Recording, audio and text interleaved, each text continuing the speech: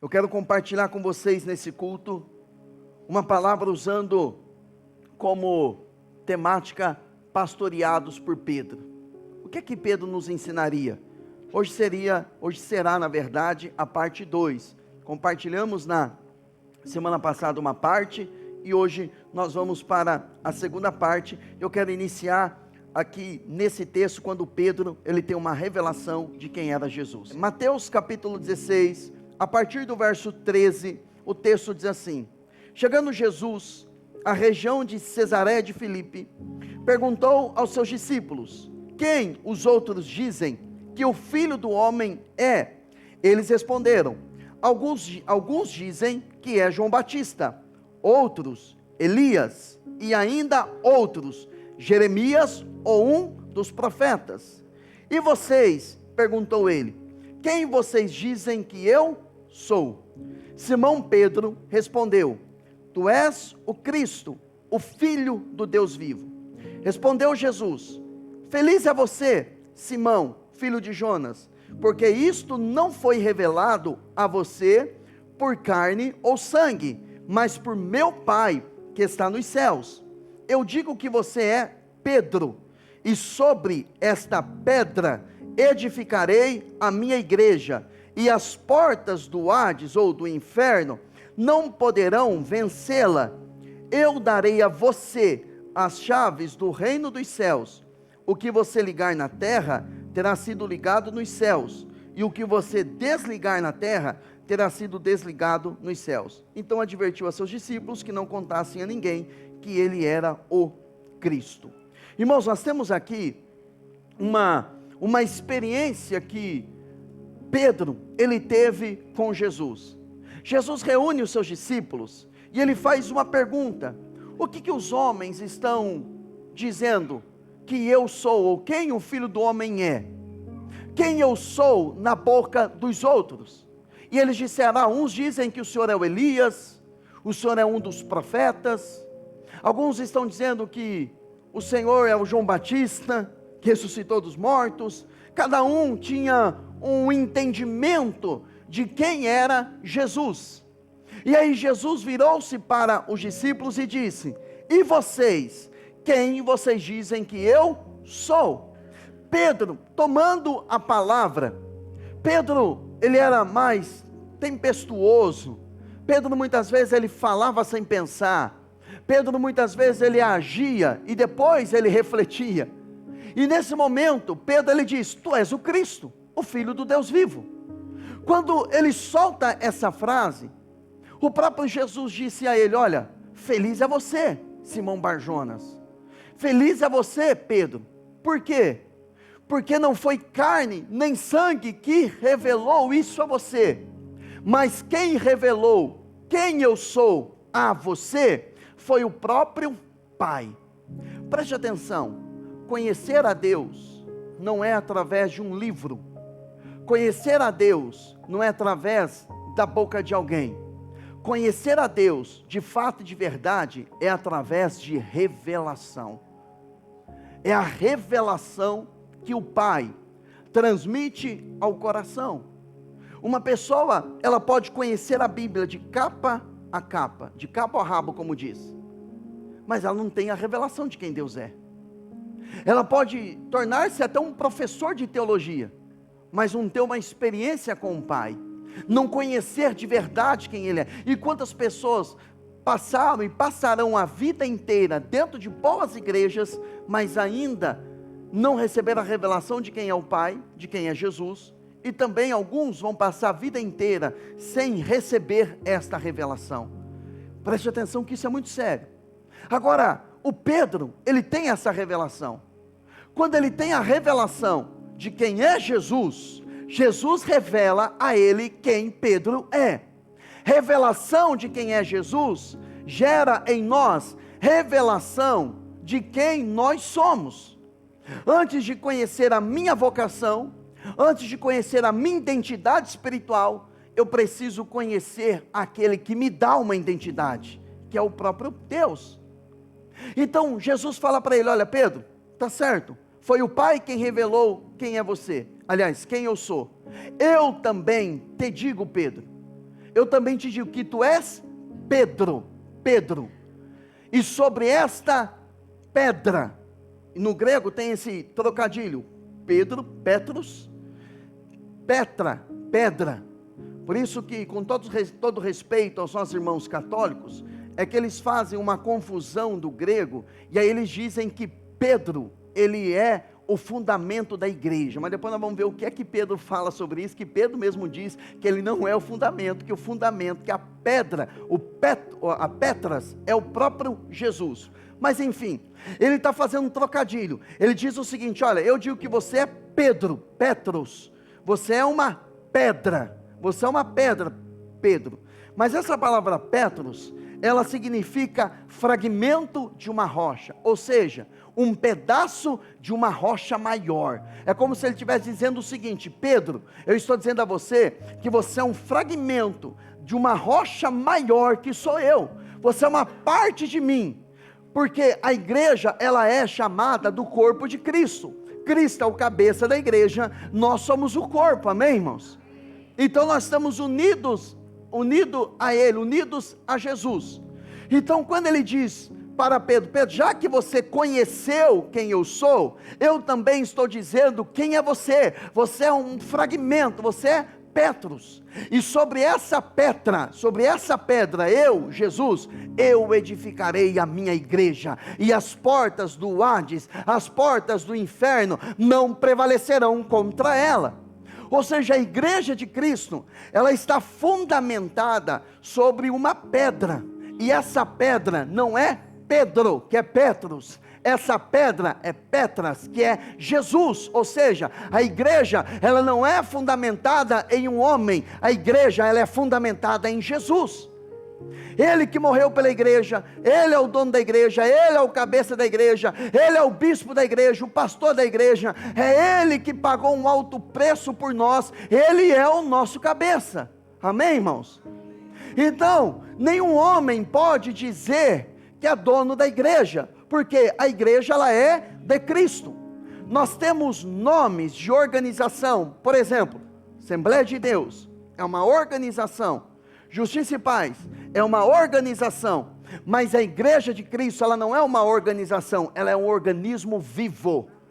O nome que damos para denominações, que não é para a igreja de Cristo, é apenas uma geografia, é uma questão de organização, para nos organizarmos num dia, num horário, em um lugar, com pessoas da mesma fé, mas a igreja de Cristo, ela é uma só, não existe várias igrejas de Cristo, existe uma igreja só, e essa igreja, ela é uma igreja universal, ela é uma igreja que tem a ver com a igreja, do Bispo Macedo, por exemplo. Quando eu digo igreja universal, ela é um conjunto de todos os filhos de Deus, onde tem uma pessoa reunida, seja aqui em Campo Grande, seja no lugar mais longínquo que for, onde estiver uma pessoa que professa a fé em Jesus, ali está um santuário de Deus.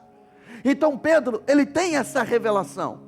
Agora, se nós fôssemos pastoreados por Pedro tendo essa revelação, que revelação? Que as portas do inferno, elas não prevalecem contra a igreja de Cristo. A igreja de Cristo, ela passou por perseguições, por afrontas, por divisões, por falsos ensinos, falsos mestres, entraram dentro da igreja, mas a igreja, ela permaneceu viva, forte e eficaz, porque a igreja, ela é de Cristo, e ele voltará para a sua igreja. Agora, Pedro tem toda essa revelação, Pedro recebe essa autoridade, porque o Senhor disse a ele, já que você tem essa revelação, então, eu também estou te dando autoridade, porque revelação de quem é Jesus, gera revelação de quem nós somos, e revelação de quem nós somos, gera autoridade, e ele disse, então, já que você teve a revelação de quem eu sou, e eu dou a revelação de quem você é, então você tem autoridade, o que você ligar na terra, será ligado nos céus, o que você desligar, será desligado também.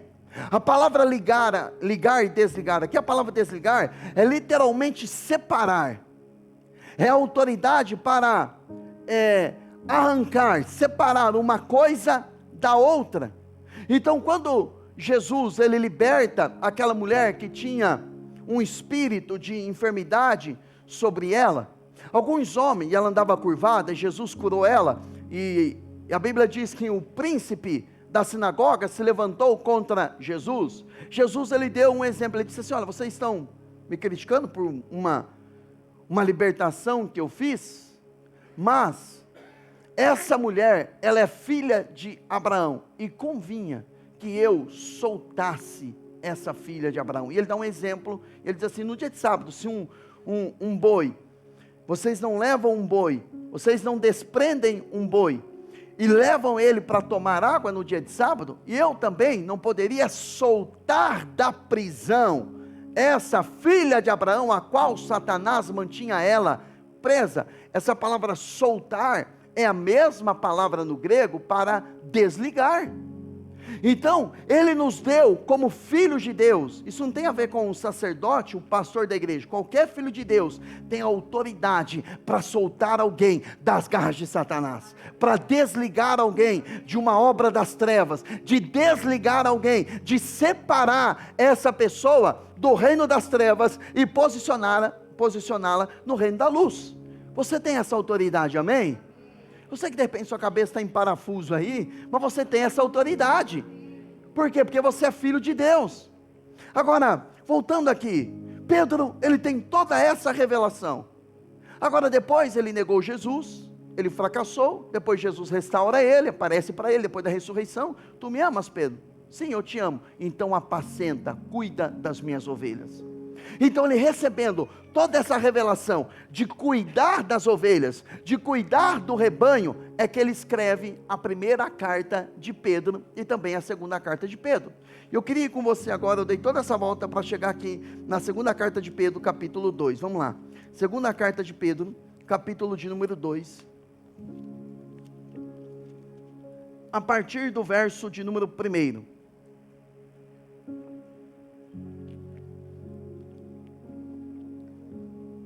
Primeira carta de Pedro, capítulo 2, verso de número 1. Você vai perceber que a revelação que Pedro teve, de que Jesus era o fundamento, a pedra principal da igreja, e que ele era um fragmento apenas, vai estar impregnada no ensinamento que Pedro vai dar agora para nós.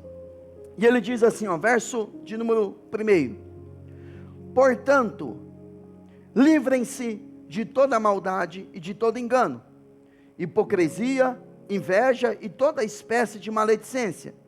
Como crianças recém-nascidas, desejem de coração o leite espiritual puro, para que por meio dele cresçam para quê, irmãos? Para a primeira de Pedro 2. Eu falei segunda? Falei? Era só para ver se você estava atento mesmo, né? Depois você lê a segunda carta de Pedro, é porque eu queria que vocês lessem também, né? O microfone na mão nunca está errado, né? Mas vamos lá, volta lá, primeira carta de Pedro, capítulo 2, verso 1. Agora sim. Primeira carta de Pedro 2:1 diz assim: portanto, livrem-se de toda maldade e de todo engano, hipocrisia, inveja e toda espécie de maledicência. Como crianças recém-nascidas, desejem de coração o leite espiritual puro, para que por meio dele cresçam para a salvação, agora que provaram que o Senhor é bom. Veja que no verso 1 ele diz, portanto. Quando ele está dizendo portanto, é porque algumas coisas anteriores que ele disse eram coisas importantes. O que ele disse anteriormente? Ele falou sobre uma semente da palavra de Deus, que foi semeada no nosso coração. Embora somos perecíveis, a palavra de Deus ela é imperecível, ou seja, ela não se deteriora. E nós recebemos a semente da palavra de Deus. E essa palavra, no capítulo 1, Pedro está dizendo que ela nos livrou da vã maneira de viver que nós aprendemos com os nossos antepassados. Como, por exemplo, viver uma vida de prostituição, uma vida de maledicência, de inveja, de orgulho. Tudo aquilo que nós recebemos como herança espiritual dos nossos antepassados, e nós praticávamos isso. E aí quando ouvimos a palavra, a semente da palavra entrou dentro de nós, a semente de Deus, a vida de Deus entrou dentro de nós, e essa semente ela começou a frutificar. Essa semente ela começou a crescer dentro de nós. Lembra que Paulo fala do fruto do Espírito, não é frutos no plural, é fruto no singular, é sobre o fruto do Espírito. O fruto, para ele nascer, ele obviamente, anteriormente alguém precisou plantar uma semente. Então essa semente é a palavra. Então a palavra entra no coração de uma pessoa, essa palavra de Deus começa a trabalhar dentro da pessoa, a ponto do fruto do Espírito começar a aparecer, que é o amor, domínio próprio, fidelidade, mansidão, longanimidade, fidelidade, outros que fugiu da minha mente agora. Mas tudo isso está dentro do pacote fruto do Espírito, mas começa com uma semente, e entre a semente e o fruto aparecer, existe um espaço de tempo, e nesse espaço de tempo, eu preciso desejar, Pedro está dizendo, o leite puro, para que por ele vá descrescendo. Que leite puro é esse? A palavra de Deus, a palavra pura, não é a palavra misturada com religiosidade, ou invencionice humana. Hoje em dia não tem mais isso, mas antigamente, a pessoa que vendia leite, não sei como era chamado aqui, mas em São Paulo falava o leiteiro, né? Passava de porta em porta lá vendendo. Você comprava garrafa de 2 litros lá, vendia por tanto e tinha 2 litros de leite ali. Quando você colocava e ia ferver, você descobria que ele tinha misturado água ali, ficava 1 litro só, né? Era 1 litro de leite, 1 litro de água, aí dava os 2 litros. Aquilo era um leite misturado. Quando você colocava para ferver, ficava só um pocochinho ali. Agora, é isso que Pedro está dizendo. Eu preciso a palavra pura, Bíblia, palavra de Deus, não pensamento de uma igreja, não pensamento de alguém. Eu acho que Jesus é isso, eu acho que Jesus gosta daquilo, eu acho que Jesus gosta daquilo outro. Irmãos, esses achismos são revelações que vieram da parte do homem, mas a revelação verdadeira é: Jesus é o fundamento, a pedra principal da igreja, e eu quero aprender com ele, com a palavra. Então uma pessoa que se alimenta verdadeiramente da palavra, ela naturalmente, organicamente, ela vai crescer. Tem um livro do Kenneth Hagin, chamado Crescendo Espiritualmente. Eu li literalmente dezenas de vezes esse livro. No início da minha caminhada, eu lia muito esse livro, e já estudei com um grupo de pessoas esse livro. E ele disse que uma vez ele foi pregar em uma determinada igreja, e aquela igreja, o pastor disse assim para ele: olha, cuidado com a sua mensagem, porque nessa igreja só tem novos convertidos, é tudo bebezinho, espiritualmente falando. E ele perguntou para o pastor: quantos anos você está pastoreando essa igreja?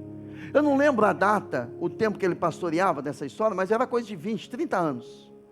E aí o rei virou-se para ele e disse: então o senhor durante todo esse tempo não deu a palavra para esse povo, porque se você tivesse alimentado o povo com a palavra pura, esse povo, a não ser os que se converteram agora, mas esse povo seria um povo maduro na fé, porque a palavra, ela gera o quê? Crescimento.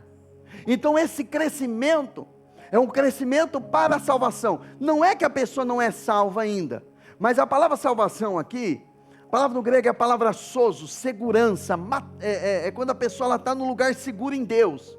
Então é como se ele estivesse dizendo o seguinte: olha, vocês vão crescer, e quanto mais vocês crescem em Deus, mais seguros vocês estão nele.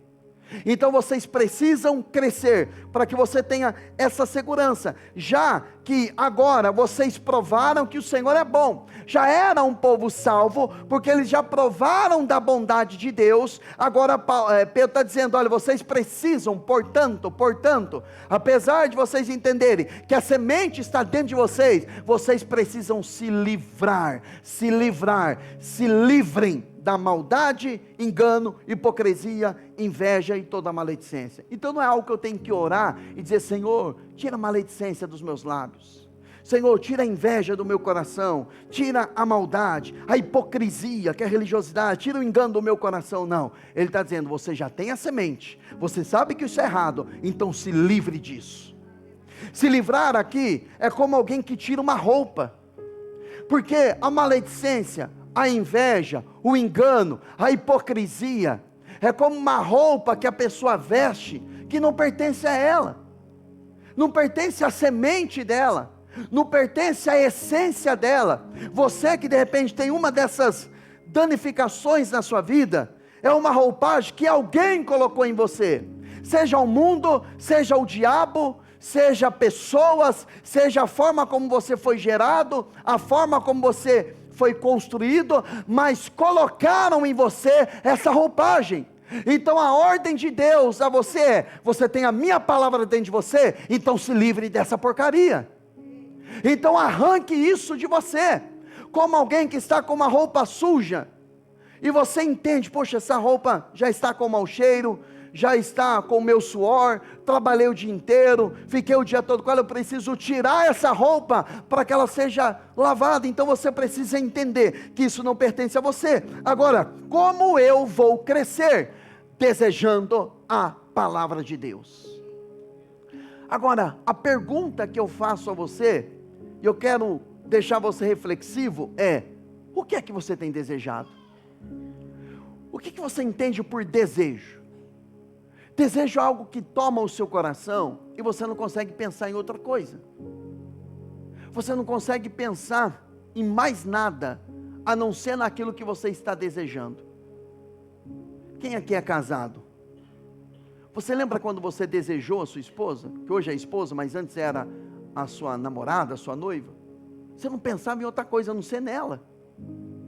Você vinha para um culto, toda palavra boa, Deus está confirmando o meu casamento, né? Porque você só pensava nela.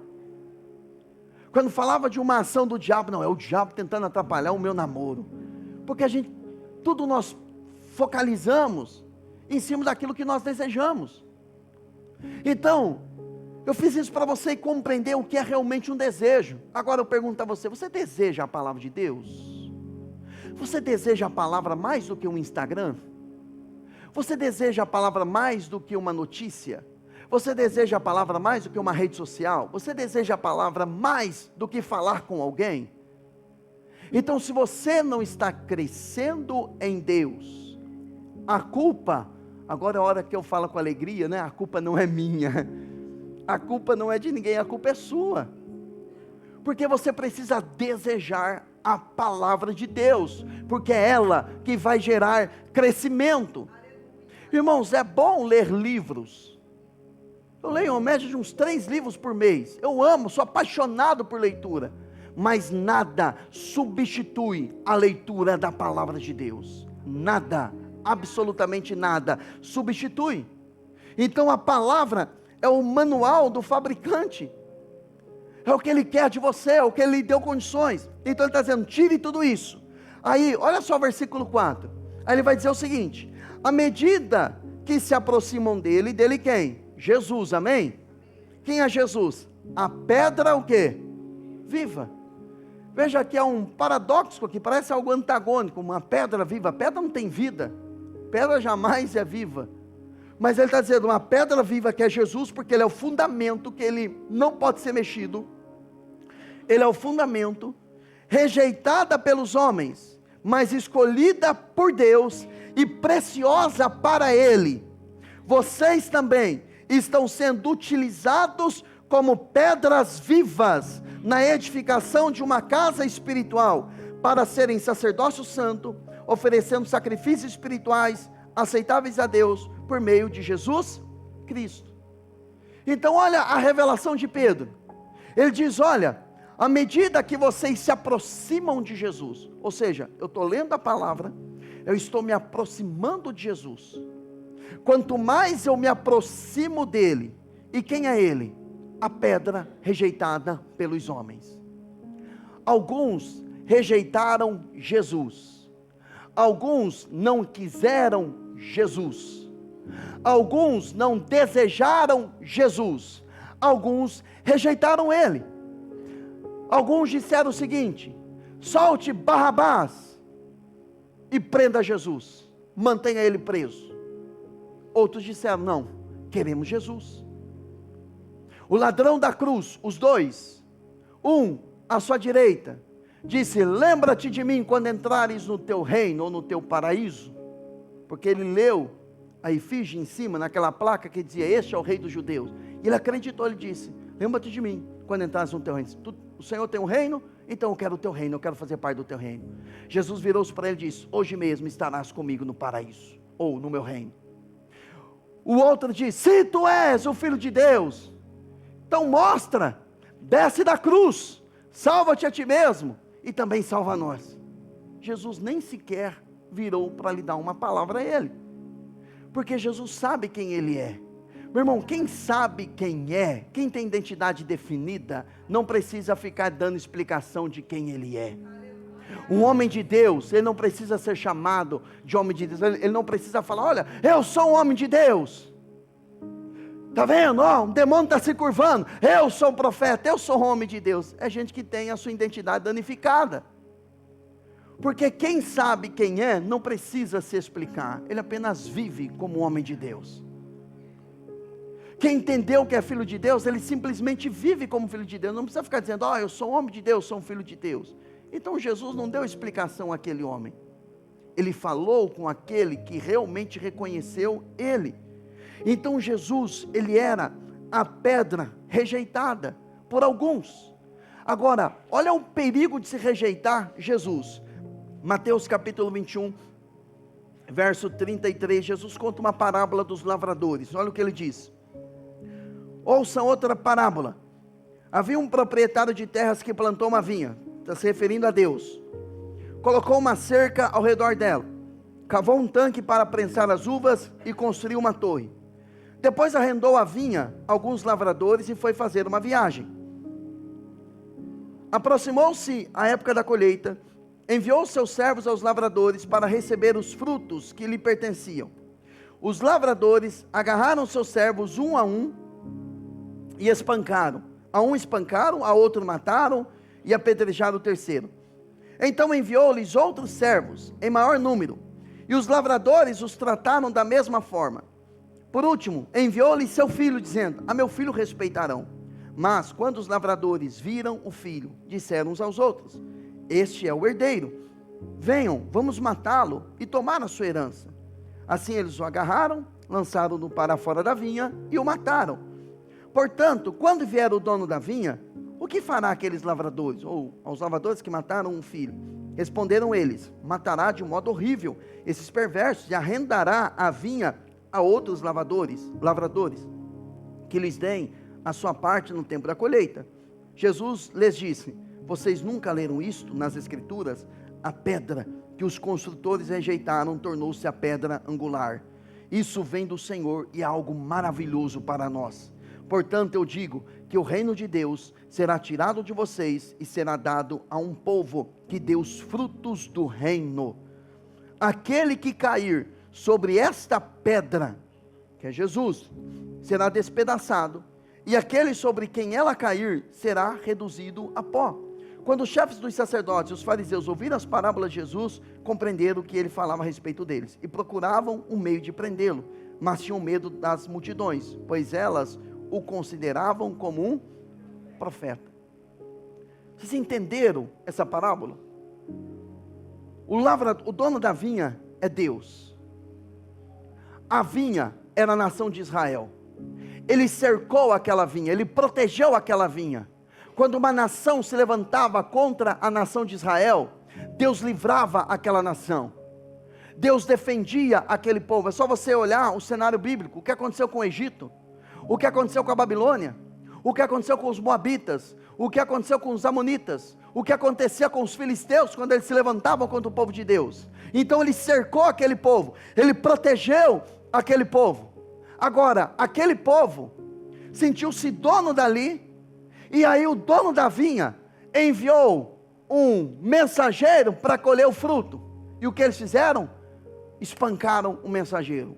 Quem era esse mensageiro? Os profetas. bateram nos profetas. Enviou outro profeta, enviou pessoas para corrigi-los, porque já que a vinha dele, ele tem o direito de colher o fruto. E aí espancaram o outro. E aí Jesus está falando profeticamente o que iriam fazer com ele.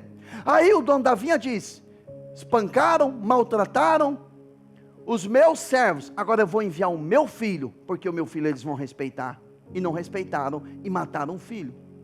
Ou seja, era uma clara referência ao que a nação de Israel estava fazendo com Jesus, ou o que eles iriam fazer, e eles fizeram com Jesus. E aí Jesus usa uma palavra de um Salmo 18, vocês nunca leram que a pedra que foi rejeitada, essa se tornou uma pedra fundamental. Então Jesus estava dizendo: eu serei rejeitado por vocês, eu vou ser rejeitado por cada um de vocês, mas eu vou me tornar a pedra angular, a pedra fundamental. Se alguém edificar sobre essa pedra, ele vai ter uma edificação segura. Mas se alguém rejeitar essa pedra cairá sobre essa pessoa, e essa pessoa será esmiuçada. Está falando sobre o juízo. Agora ele disse o seguinte: o reino foi dado a vocês, judeus, mas o reino está sendo tirado de vocês, e está sendo entregue a um outro povo. Que povo é esse? A igreja de Jesus. E nós somos a igreja. Irmãos, Deus seja louvado pela nação de Israel. Irmão, mas eles rejeitaram. Eu vejo uma idolatria que muitos cristãos têm para a nação de Israel. Eu sei que Israel tem algo fundamental dentro do cenário bíblico. Deus tem algo com eles. Eles são como, alguns dizem que é como um relógio de Deus, mas é uma outra situação. Mas irmãos, a igreja de Cristo somos nós, de toda língua, raça, povo e nação, porque o próprio Jesus disse: o reino está sendo tirado de vocês e está sendo entregue para um outro povo. O apóstolo Paulo, na carta aos Efésios, ele fala que a igreja, eu vou usar um linguajar que é mais próximo para você entender, é como se a igreja fosse a carta na manga de Deus, que nenhum dos profetas entendiam algumas profecias, mas a igreja de Cristo é o mistério de Deus que foi guardado. Ou seja, quando ele derrama o Espírito Santo em Atos capítulo 2, a igreja dele é instituída, era o plano de Deus. Já que os judeus não quiseram, então eu estou tirando o reino de vocês e estou entregando a um outro povo. E aí que eu e você entramos na história. Agora Jesus, ele é o fundamento da igreja. Eu não posso cair no mesmo erro de rejeitar ele, de rejeitar Jesus, porque ele é uma pedra, que para uns é uma pedra que vai esmiuçar, mas para outros, ele é a pedra fundamental. Por isso que Paulo diz, 1 Coríntios capítulo 3, veja, eu como sábio arquiteto, eu coloquei o fundamento que é Jesus. Agora cuidado como vocês constroem, como vocês são edificados. Alguns no fundamento que é Jesus, constroem um edifício de palha, outros constroem um edifício de madeira, outros constroem um edifício de pedra. Ele fala de pedra, que somos nós. Se eu construir algo que é de palha, o fogo, aquele dia, vai queimar a palha.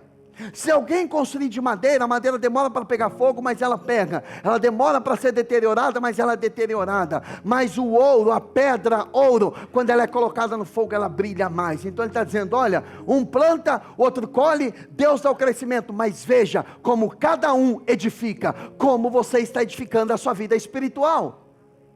Meu irmão, se você for uma pessoa relapsa, relaxada na sua vida espiritual, qualquer coisinha vai te abalar. Qualquer coisa vai tirar você da presença. Qualquer coisa vai colocar você na fileira dos desviados. Qualquer coisa vai colocar você naquele provérbio que diz: a porca voltou à lama, ou o cão voltou a comer o seu próprio vômito. Simplesmente pelo fato de algumas pessoas receberem Jesus, mas elas não edificam, elas não constroem a vida delas na palavra. Eu dei toda essa volta para dizer a você: é importante que você construa a sua vida na palavra de Deus. Não edifique a sua vida sobre mim, não edifique a sua vida sobre alguém, não edifique a sua vida na expectativa de um homem, de uma mulher, de uma pessoa. Edifique a sua vida sobre a palavra de Deus, porque essa palavra ela é imperecível. Essa palavra passa os céus e passa a terra, mas elas não passarão. Então quando Paulo está dizendo, construa com ouro, porque o ouro ele vai brilhar quando vem o fogo. Meu irmão, um crente verdadeiro, quando vem a provação, ele brilha. Quando vem a prova, ele sai com maestria. Por quê? Porque o fogo revela a autenticidade da fé daquela pessoa. Quando uma pessoa ela é colocada na prova, é aí que revela quem é a pessoa. Eu tive um pastor que ele dizia o seguinte: é como a goiaba, é só quando você parte ela para ver se tem um bicho lá dentro. Às vezes você olha a goiaba, tá linda ela, né? Na hora que você parte ela, opa, tem um bichão aqui dentro. Tem pessoas que elas são bonitas por fora, não estou falando de estereótipo não, e nem da roupa da pessoa, mas ela tem um dom, ela tem um talento, mas é só contrariar ela que o bicho aparece, estava dentro dela. Aí aparece a inveja, o orgulho, a prepotência, a arrogância, a insubmissão, a rebelião dentro dela. Porque são pessoas que, ao serem partidas, na hora em que elas são provadas, porque pensa em um pai que gosta de partir, é Deus, né? Ele nos coloca em cada situação, mas para provar qual é o nosso coração. Esses dias eu estava falando para minha esposa, eu falei, a Bíblia diz para você corrigir o sábio. Se você corrigir o sábio, ele vai te amar. Se você corrigir o tolo, ele vai te odiar. E às vezes tem algumas pessoas que falam, por que corrige o fulano e não corrige o ciclano? Porque o ciclano é tolo. Você corrige ele, não vai resolver nada. Mas o sábio, quando ele é corrigido, ele te ama. Porque eu fui corrigido, eu fui refinado, porque Deus tem algo comigo. Deus tem algo na minha vida. Irmão, se eu fosse contar os momentos em que Deus teve que me provar, para ver o que estava dentro do meu coração. Eu lembro quando Deus começou a inclinar o meu coração para a área de libertação, eu estava auxiliando um pastor, e aquele pastor, ele entendeu, isso foi em 2008, ele entendeu que tinha uma soberba no meu coração, e eu louvo a Deus por aquilo que ele fez na minha vida. Ele percebeu que tinha uma arrogância no meu coração, e eu digo que ali foi a salvação do meu ministério. Quando ele percebeu essa arrogância no meu coração, porque eu estava iniciando uma igreja, em menos de um mês aquela igreja começou a encher. Só que eu não tinha maturidade. Paulo ele fala assim, não coloque um neófito, porque o neófito, o novo convertido, ele vai se ensoberbecer e vai cair no laço do diabo. E ele percebeu que tinha essa imaturidade do meu coração, e ele me partiu. Ele me corrigiu. Quando eu estava nesse processo de correção, alguém pode achar que isso é muito duro. A minha mãe então, quantas vezes ela foi lá na igreja para me arrancar de lá, porque ela não estava entendendo isso. Hoje ela entende, hoje eu entendo que era o processo de purificação no meu coração. E eu lembro de uma ocasião que ele estava orando por um casal, o casal manifestou com demônios, e eu estava do lado dele. E ele olhou assim, ué, será que não tem nenhum homem de Deus para me ajudar aqui? Expulsar um demônio? E eu estava ali, o coração queimando. Falei, deixa eu mexer nesse negócio, eu já tenho experiência nisso na minha cabeça. E ele olhou para mim e falou, irmão, chama alguém que tem o Espírito Santo, que tem autoridade para expulsar demônio. Irmãos, eu baixei a cabeça, eu fui até lá, chamei um obreiro, o obreiro ficou sem entender, eu era pastor auxiliar, irmãos. E eu chamei aquele obreiro, o obreiro ficou sem entender, foi lá e ajudou a expulsar o demônio. Eu fiquei olhando ali. Eu lembro que eu fui colocar um café para o pastor depois. Eu entrei dentro do escritório dele, eu queria tirar aquela história limpa, olha só a minha cabeça. E aí eu lembro que eu entrei dentro do escritório, eu fui colocar um café para ele, eu coloquei um café dentro do copo, ele da xícara, ele arrastou a xícara, pegou outra xícara, pegou o café e colocou ali. E ali eu entendi, irmãos, graças a Deus que o Espírito Santo me deu entendimento, que o silêncio daquele homem de Deus, era o silêncio de Deus, pela soberba que estava no meu coração. E ele me tratou por um período, irmãos, eu fui esmiuçado ali, mas aquilo fez parte de um processo. Hoje talvez eu não teria coragem de fazer isso com alguém que está me auxiliando, mas foi a forma como Deus olhou para mim e disse, eu preciso, porque senão eu vou perder ele. Então são nessas dificuldades que nascem quem são os verdadeiros. E quando eu entendi, porque eu já tinha a palavra, eu falei, Deus está me provando, então eu vou passar por essa prova. Irmãos, isso durou 3 meses, eu poderia contar outras histórias, 3 meses, 3 meses, parecia que o pastor me ignorava. Eu entrava por um lado, ele ia por outro. Ele fugia de mim. E aí vinha a mensagem, vinha a palavra. Eu pensava assim, quem é ele para me tratar desse jeito? Aí eu ia orar, o Espírito Santo, submissão. Eu ia orar, Deus me dava uma palavra, eu estou preparando você. Aí confortava meu coração. Agora, quando vem essa situação, é que nós podemos perceber quem é que está fundamentado sobre a rocha. Quem é que está fundamentado sobre a palavra. Porque sabe como Deus vai afiar você? Como um ferro afia outro ferro. Deus usa pessoas para nos afiar. Pessoas difíceis, não é para você orar pela transformação delas, é para elas transformarem você. Entenda logo isso, seu cabeção, né? O meu pastor falava isso. Entenda isso. Pessoas difíceis é para alinhar você. Ah, Deus muda aquele irmão. E Deus está olhando e falou, eu estou querendo mudar você. Eu estou usando aquela pessoa difícil para modificar você. Depois eu trato com ela. Porque Paulo fala para a igreja de Roma, quem és tu que julga o servo alheio? Se ele está em pé, ele está em pé para Deus. Se ele cai, Deus é poderoso para levantar. Ou seja, você não tem nada a ver com o outro, porque o que Deus tem é com você. Agora, essa pedra que é fundamental, que é Jesus, nós somos as pedras vivas, que nós vamos colocando, Ele vai nos colocando, pedra sobre pedra, e vai edificando uma casa espiritual. Então esse ajuntamento nosso, é uma casa espiritual, não é o prédio, as 4 paredes desse salão, desse prédio, mas é a unidade da igreja, eu próximo a você, você próximo a mim, próximo ao irmão, próximo ao outro irmão. Esse ajuntamento é o santuário de Deus. Esse ajuntamento é o ajuntamento das pedras vivas sobre um fundamento que é Jesus. Aí nós podemos oferecer sacrifícios de louvor, adoração, renúncia à nossa vida, porque Ele habita no nosso meio. Então, se tem alguém que é o fundamento da igreja, que é a pedra principal da igreja, esse alguém é Jesus. Meu irmão, se eu, Bruno, sou o pastor aqui da igreja, se eu sair, essa igreja continua. Se Deus me tirar daqui, Deus fala, arruma as suas coisinhas, vai para outro lugar, como já falou outras vezes, a igreja vai permanecer. Se eu morrer, a igreja vai permanecer. Por quê? Porque o pastor não é o fundamento da igreja. Ah, mas eu estou aqui na igreja por causa do irmão, que eu gosto muito dele, eu tenho afinidade com ele, afinidade com ela. Meu irmão, tudo bem, nós podemos ter afinidade com alguém, mas o fundamento da igreja é o Senhor. Ela é o Senhor. Se eu sair da igreja, permaneça firme. E se você sair da igreja, eu também vou permanecer firme. Por quê? Porque a igreja, ela é fundamentada em Jesus. Ele é o fundamento. Então seja você uma pedra nesse santuário. Então, como pedra, você não vai se render. Como pedra, você vai ser duro para as adversidades, mas você vai ser maleável à palavra de Deus, porque a palavra, ela é como um martelo que esmiuça a penha, a pedra. O que tem que esmiuçar o nosso coração é a palavra. O que tem que esmiuçar a nossa vida é a palavra. Seja uma pedra que seja quebrantável diante do martelo da palavra de Deus, e seja duro para o mundo, seja duro para as circunstâncias, seja duro para com o diabo. Eu não vou retroceder, mas seja uma pessoa maleável à palavra de Deus.